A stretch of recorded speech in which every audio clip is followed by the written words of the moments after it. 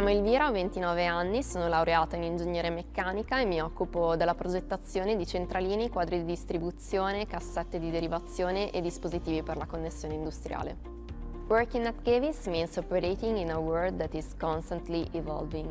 Well, I try to experience the change as an opportunity to get out of my comfort zone, to get to know myself and to improve. We work as a team where we share skills and successes as well as doubts and failures. Conflict can arise, but we help and support each other. To be honest, the company is very large, so it is difficult to generalize. Anyway, everyone you meet in the corridors greets you, and this makes you feel part of the team. I want to become the key figure for research and technological innovation. GEWISS gives me the opportunity to attend training courses, and the goal is to make my knowledge available to everyone in order to refine product design and streamline the development process. Sustainability in my daily work means reducing waste.